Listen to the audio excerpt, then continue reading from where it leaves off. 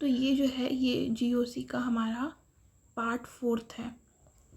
तो इसको भी हम PDF से ही रीड कर दे रहे हैं, बिकॉज अगर लिखने जाएंगे तो उसमें बहुत ज़्यादा टाइम जाएगा, इसलिए हम डायरेक्टली PDF से बता दे रहे हैं।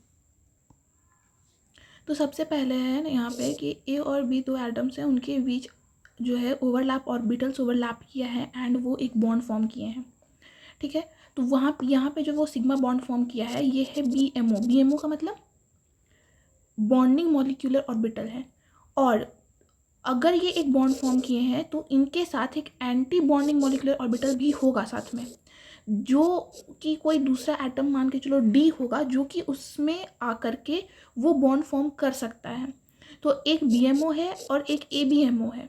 ये सिग्मा स्टार है और ये सिग्मा ऊपर में डैश, सिग्मा डैश। सो अब क्या होगा ना कि ये D उसको देखेगा A को और उसके साथ बॉन्ड फॉर्म कर लेगा, और A जो है वो B के साथ बॉन्ड तोड़ देगा। सो यहाँ पे क्या हो जाएगा, ABMO फॉर्म हो जाएगा, और इधर साइड जो था ये जो सिग्मा स्टार था वो सिग्मा डैश बन जाएगा, और सिग्मा डैश जो था वो सिग्मा स्टार बन जाएगा। ABMO BMO बन जाएगा और BMO ABMO बन जाएगा। ठीक उसी तरीके से यहाँ पे पाई बॉन्ड भी है, सिग्मा बॉन्ड भी है।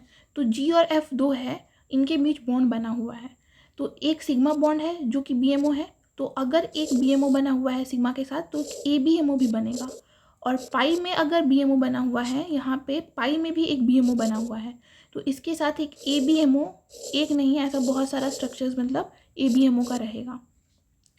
सो ईच बॉन्ड फॉर्मेशन, हर एक बार जो बॉन्ड फॉर्मेशन हुआ है हमारा AB के बीच में या DA के बीच में या GF के बीच में, ऐसा कोई भी, तो हर एक बॉन्ड फॉर्मेशन में दो ऑर्बिटल्स फॉर्म होंगे, एक BMO वाला और एक ABMO वाला। BMO वाला फील्ड ऑर्बिटल होगा, मतलब इसमें एटम्स होंगे और इसमें इलेक्ट्रॉन्स होंगे जो कि बॉन्ड फॉर्मेशन किए होंगे BMO वाला, और ABMO वाला एम्प्टी ऑर्बिटल होगा। ठीक है, तो कोई भी बॉन्ड फॉर्मेशन में दो ऑर्बिटल्स फॉर्म होंगे, एक BMO एक ABMO।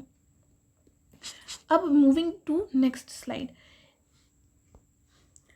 इसमें है hyper conjugation in terms of bonding. ठीक है, तो इसमें कार्बोकैटायंस है। सबसे पहला कार्बोकैटायंस का है, यहाँ पे देख सकते हैं कार्बोकैटायंस के बीच में कैसे बॉन्डिंग फॉर्म हुआ है, कैसे वो यहाँ पे दिखाया गया है। तो देखो यहाँ पे C और H के बीच में एक BMO है, एक सिग्मा बॉन्ड है। C और H के बीच में एक सिग्मा बॉन्ड है, यानी कि BMO है।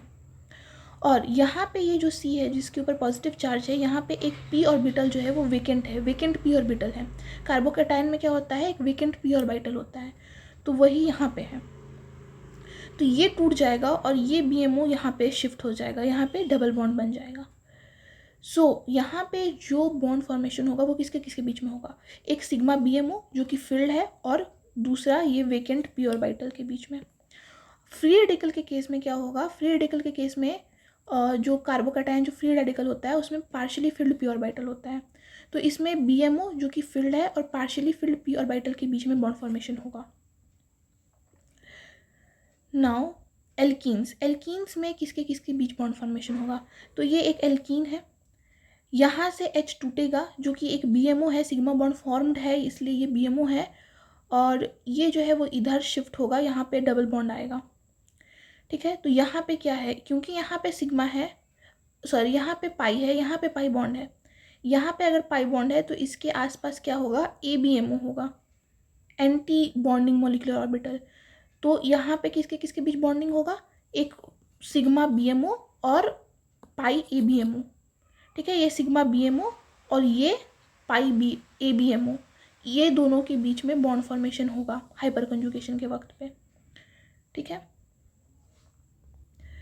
अब है heat of hydrogenation of alkene, heat of hydrogenation that is HOH। तो ये कैसा होता है, इसमें हाइड्रोजन ऐड होता है, ये क्या होता है, इसमें हाइड्रोजन ऐड होता है। तो this is inversely proportional to the stability, जो जितना ज़्यादा स्टेबल होगा उसका HOH उतना कम होगा। ठीक है, तो उसी के ऊपर ये क्वेश्चन है। ये आइसोब्यूटीन सबसे ज़्यादा स्टेबल है, फिर ट्रांसब्यूटीन, फिर सिसब्यूटीन। तो इस तरीके इधर साइड, लाइक इधर जैसे जैसे जा रहे हैं हम, एक मिनट, इधर जैसे जैसे जा रहे हैं स्टेबिलिटी बढ़ रहा है, तो HOH जो है वो घटेगा। ठीक है, यहाँ पे अल्फा हाइड्रोजन कितना है, 4 है, और यहाँ पे 10 है। यहाँ पे हम लोग काउंट कर लेंगे, यहाँ पे जो है वो 10 मिलेगा अल्फा हाइड्रोजन और यहाँ पे सिर्फ 4 मिलेगा। तो इधर साइड जैसे जा रहे हैं तो स्टेबिलिटी जो है वो क्या हो रहा है, घट रहा है। जितना ज़्यादा अल्फा हाइड्रोजन उतना ज़्यादा स्टेबिलिटी, तो इधर स्टेबिलिटी घट रहा है, तो HOH क्या हो रहा है, बढ़ रहा है। ठीक है। अब है heat of combustion, that is HOC। ये भी सेम है HOH के जैसा, ये भी इनवर्सली प्रोपोर्शनल है to the stability of alkene. अब आया क्वेश्चन जो कि मोस्ट इंपॉर्टेंट क्वेश्चन कह सकते हैं। तो फ्री रेडिकल और कार्बोकैटायन का स्टेबिलिटी का जो एक्सपेक्ट होता है वो सेम होता है। सो ये जो होता है वो डायरेक्टली प्रोपोर्शनल होता है EDH के या मैक्सिमम अल्फा हाइड्रोजन के, और इन्वर्सली प्रोपोर्शनल टू EWG। और एनायन इसका, ये दोनों का जस्ट अपोजिट होता है, directly proportional to EWG and inversely proportional to EDG।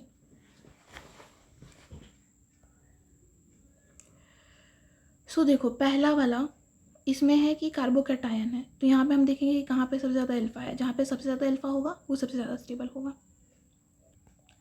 अगर हम कोई निगेटिव वाला देखें, सो निगेटिव जैसे कि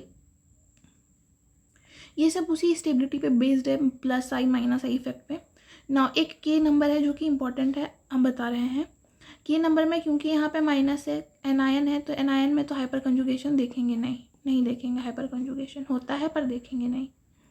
ठीक, तो यहाँ पे हम लोग क्या देखेंगे कि यहाँ पे जो प्लस आई है वो लीस्ट है और यहाँ पे प्लस आई मोर है। क्यों? ब्रांचिंग के डायरेक्टली प्रोपोर्शनल होता है प्लस आई, यहाँ पे ज़्यादा ब्रांचिंग है इसलिए ज़्यादा प्लस आई है। तो प्लस आई ज़्यादा है यानी कि ये क्या करेगा, ये देगा, ये इलेक्ट्रॉन्स देगा, और देगा ये तो पहले से नेगेटिव है, इसको क्यों लेना है, नहीं लेना है, तो ये लीस्ट स्टेबल हो जाएगा। 3 वाला लीस्ट स्टेबल है और फर्स्ट वाला मोस्ट स्टेबल है। फिर एक P नंबर क्वेश्चन है जिसमें कि CH3 है, CF3 है, Cl3 है। ये प्लस आई शो करेगा, ये माइनस आई शो करेगा, ये माइनस आई शो करेगा। ये दोनों में फ्लोरीन और क्लोरीन में फ्लोरीन जो है वो ज़्यादा माइनस आई शो करेगा। तो क्योंकि यहाँ पे पॉजिटिव चार्ज है तो इसको प्लस आई शो करने वाला चाहिए, तो ये सबसे ज़्यादा स्टेबल होगा, फर्स्ट ज़्यादा स्टेबल होगा, फिर थर्ड होगा, फिर सेकंड होगा। ठीक है, तो इसमें है कि CH3, यहाँ पे CH3, तो यहाँ पे जब हाइपर कंजुगेशन होगा तो क्या इस यहाँ पे ये जो पॉजिटिव चार्ज जहाँ से लगा हुआ है इसके ऊपर इलेक्ट्रॉन डेंसिटी कोई इफेक्ट नहीं करेगा। यहाँ पे जो नेगेटिव चार्ज है वो शिफ्ट होके यहाँ पे आएगा और यहाँ पे इसका कोई असर नहीं पड़ेगा। ठीक है, तो इसको हम ऑर्डर वाइज में लगा सकते हैं। ठीक है, उसके बाद हम देखेंगे टाइप्स ऑफ हाइपर कंजुगेशन, एक पॉजिटिव एक नेगेटिव। पॉजिटिव वाले को नॉर्मल कहते हैं, नेगेटिव वाले को रिवर्स कहते हैं। नॉर्मल हाइपर कंजुगेशन या पॉजिटिव हाइपर कंजुगेशन हम लोग अभी पढ़ते आ रहे हैं, जो भी हम लोग पढ़ रहे थे वही था, डिफिनेशन हम लोग ऑलरेडी पढ़ चुके हैं कि अगर किसी sp2 हाइब्रिडाइज्ड कार्बन के साथ sp3 अटैच्ड है और उसके साथ CH बॉन्ड है तो वो normal conjugation hyper conjugation show करेगा। बट अगर वही sp2 कार्बन के साथ कोई sp3 कार्बन है जिसके साथ CX बॉन्ड है, वहाँ पे क्या था CH बॉन्ड और यहाँ पे क्या है CX बॉन्ड, तो वहाँ पे क्या होता था, ये इलेक्ट्रॉन देता था, H ऐसे निकल जाता था और अपना दोनों जो इलेक्ट्रॉन है पेयर का वो दे देता था। बट यहाँ पे उसका जस्ट अपोजिट रिवर्स होगा। ये जो मोर इलेक्ट्रोनेगेटिव है फ्लोरीन, ये दोनों का दोनों ले के ऐसे साथ में निकलेगा। यहाँ पे सिर्फ ऐसे अकेले ऐसे निकलता था, ये जो है पूरा का पूरा ऐसे लेके निकलेगा और इसको इलेक्ट्रॉन लेके निकलेगा और ये इससे इलेक्ट्रॉन ले लेगा। यहाँ पे ये इसको दे देता था इलेक्ट्रॉन और ये यहाँ पे इससे इलेक्ट्रॉन ले लेगा। क्योंकि यहाँ से F जाएगा तो यहाँ पे वेकेंट हो जाएगा, तो इसको फुलफिल करने के लिए ये बॉन्ड उठ के यहाँ पे आ जाएगा और ये यहाँ पे आ जाएगा, तो इस C के ऊपर पॉजिटिव चार्ज आ जाएगा। इसी तरीके से इसमें तीनों F के साथ यहाँ पे कर करके दिखाया गया है। ठीक, उसके बाद ये क्वेश्चन है कि मतलब ये क्वेश्चन यहाँ पे दिखाया गया, शो किया गया है कि रिवर्स हाइपर कंजुगेशन कैसे होगा। यहाँ से फ्लोरीन निकला और यहाँ पे डबल बॉन्ड आ जाएगा और यहाँ पे पॉजिटिव चार्ज डेवलप हो जाएगा। ये जो है यहाँ पे नॉर्मल हाइपर कंजुगेशन है। ठीक है, यहाँ पे CH3 है तो ये H अब अकेले बाहर निकलेगा, दोनों इलेक्ट्रॉन्स छोड़ देगा, यहाँ पे डबल बॉन्ड बन जाएगा और यहाँ पे नेगेटिव चार्ज आ जाएगा। उसके बाद ये क्वेश्चन है, यहाँ पे ABCD ये 3 ऑप्शन दिया गया है, इसमें से बताना है कि इसमें से किस में नॉर्मल हाइपर कंजुगेशन नहीं होगा।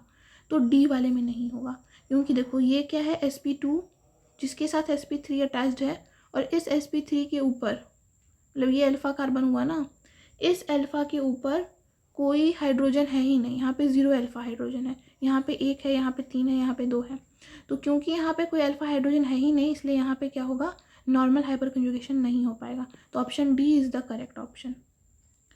नाउ क्वेश्चन, ये क्वेश्चन है, इसमें है कि right decreasing order of positive hyperconjugation when groups given below attach to benzene. जब बेंजीन के साथ अटैच होगा तो decreasing order of positive hyperconjugation लिखना है। तो देखो यहाँ पे 3 अल्फा है, यहाँ पे 2 अल्फा है, यहाँ पे 1 है, यहाँ पे 0 है। तो ए सबसे ज़्यादा होगा इसमें हाइपर कंजुगेशन, क्योंकि इसमें मोर अल्फा हाइड्रोजन है, उसके बाद बी, फिर सी और डी। ये तो आसान था क्योंकि इसमें ज़्यादा अल्फा हाइड्रोजन है, इसमें ज़्यादा होगा। फिर देखो 2 में क्या देखेंगे, 2 में अल्फा अल्फा का चक्कर तो नहीं है, क्योंकि तीनों में 3 है, इसमें भी 3, इसमें भी 3, इसमें भी 3। इसमें देखो CH बॉन्ड जो है वो आसानी से ब्रेक हो जाएगा, CD ब्रेक करने में मुश्किल होगा, CT ब्रेक करने में और भी ज़्यादा मुश्किल होगा। तो CT जो है ना उसमें हाइपर कंजुगेशन मुश्किल होगा, नहीं हो पाएगा। सो ए में आसानी से होगा, फिर बी और फिर सी। उसी तरीके से यहाँ पे भी arrange in decreasing order of stability. तो देखो यहाँ पे हाइपर कंजुगेशन देखेंगे नहीं, क्योंकि तीनों में 3 है। तो अब आई वाला देखेंगे, आई इफेक्ट। तो जो टी है वो सबसे ज़्यादा आई इफेक्ट शो करता है, तो ये सबसे ज़्यादा स्टेबल होगा, मोर आई इफेक्ट शो करेगा, मोर स्टेबल होगा। अब बी में हाइपर कंजुगेशन हम देखेंगे, क्योंकि यहाँ पे अल्फा आ गया है, अल्फा कार्बन आ गया है, तीनों अल्फा कार्बन का 3 अल्फा हाइड्रोजन है। तो अब क्या करेंगे, अब यहाँ पे इस बॉन्ड को ब्रेक करना मुश्किल होगा, तो ये बॉन्ड टूटेगा नहीं, इसलिए यहाँ पे हाइपर कंजुगेशन भी मुश्किल होगा। और हाइपर कंजुगेशन नहीं होगा तो स्टेबिलिटी भी लेस रहेगा। तो सबसे ज़्यादा स्टेबल ये होगा, फिर ये, और फिर सबसे लास्ट में ये।